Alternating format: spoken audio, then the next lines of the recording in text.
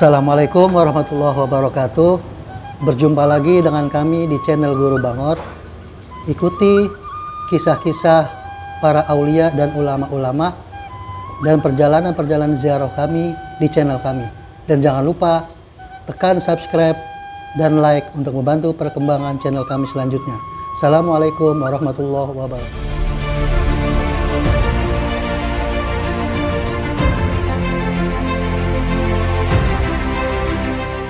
Pada episode kali ini kita akan membuka sedikit sejarah tentang seorang ulama besar yang berada di kota Makkah yang berasal dari negara kita Indonesia, tepatnya berasal dari daerah Banten, yang mana beliau merupakan seorang guru dari guru-guru yang ada di seluruh dunia, khususnya bagi guru-guru yang ada di Indonesia. Beliau adalah Syekh Nawawi Al-Jawi Al-Bantani, yang dimana semasa hidupnya beliau juga seorang ulama yang intelektual sekaligus yang penuh dengan karomah. Syekh Nawawi Al-Jawi Al-Bantani, beliau lahir di daerah Tanara, Serang, Banten pada tahun 1230 Hijriah atau 1815 Masehi. Jika diruntut dari silsilah beliau merupakan generasi ke-12 dari Sultan Maulana Hasanuddin Banten. Sejak berusia 5 tahun, Syekh Nawawi sudah mulai belajar ilmu agama Islam kepada ayahnya. Dan kemudian setelah belajar kepada ayahnya, beliau melanjutkan kegiatan menimba ilmu kepada Syekh Ba'in Yusuf Purwakarta. Dan pada usia 15 tahun, Syekh Nawawi menunaikan ibadah haji sekaligus berguru kepada sejumlah ulama-ulama masyhur yang ada di kota Mekah pada saat itu. Di antara guru-guru beliau ketika menuntut ilmu yaitu Syekh Ahmad Khatib Asy-Syambasi, Syekh Ahmad Zaini Dahlan, Syekh Junaid Al-Batawi, Syekh Yusuf bin Muhammad Arsyad Al-Banjari, Syekh Abdus Somad bin Abdurrahman Al-Falimbani, Syekh Abdul Hamid Dagestani, Syekh Yusuf Sumbulaweni, Syekh Ahmad Dimyati, Syekh Muhammad bin Sulaiman Hasbullah Al-Maliki.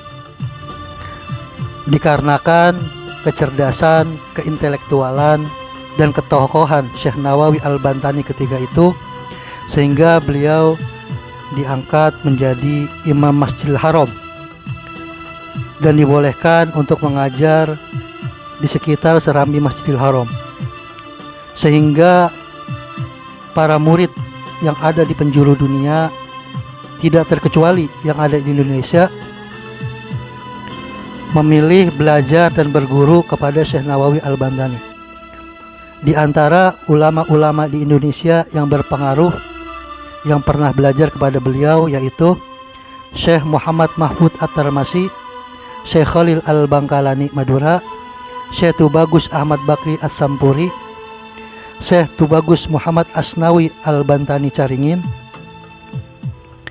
Kiai Haji Soleh Darat As-Samaroni, Kiai Haji Hashim Asy'ari Jombang, Kiai Haji Ahmad Dahlan Yogyakarta, Kiai Haji Hasan Genggong, Kiai Haji Raden Asnawi Kudus, Haji Abdul Karim Amrullah Sumatera Barat, Kiai Haji Tubagus Ismail Cilegon, Kiai Haji Najihun Tangerang, dan masih banyak lagi murid-murid yang belajar kepada beliau berasal dari Indonesia dan menjadi tokoh ulama-ulama yang berpengaruh di Indonesia. Beliau Syekh Nawawi Al-Bantani wafat di kota Makkah pada tanggal 25 Syawal 1314 Hijriah atau 1897 Masehi. Dan beliau dimakamkan di Jannatul Ma'la, kota Makkah, yang mana makam beliau bersebelahan dengan makam anak perempuan dari Sayyidina Abu Bakar As-Siddiq, Asma binti Abu Bakar As-Siddiq. Syekh Nawawi Al-Bantani juga memiliki banyak karomah.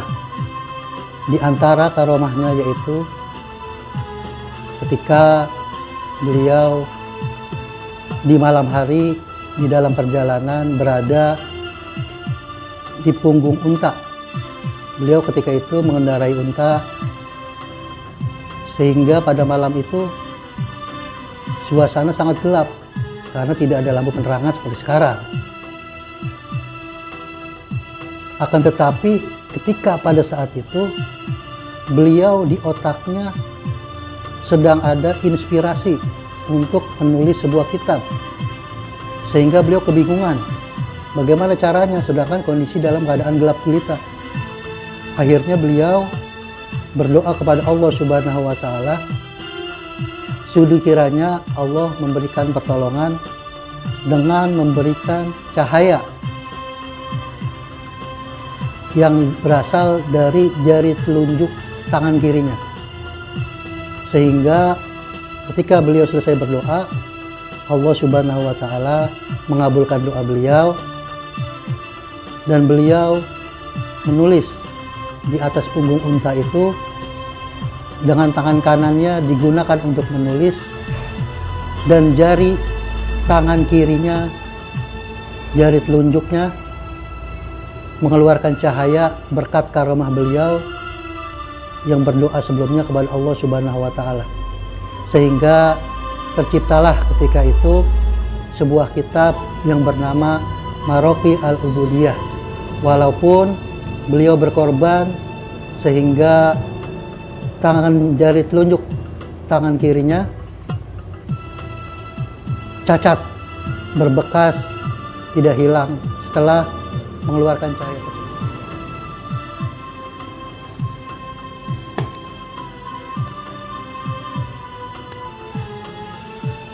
Karomah beliau yang lain lagi bahwasannya suatu hari ketika beliau mengunjungi sebuah masjid di daerah Jakarta, tepatnya di daerah Pekojan, yang mana masjid itu dibangun oleh Mufti Betawi As-Sayyid Utsman bin Abdullah bin Yahya.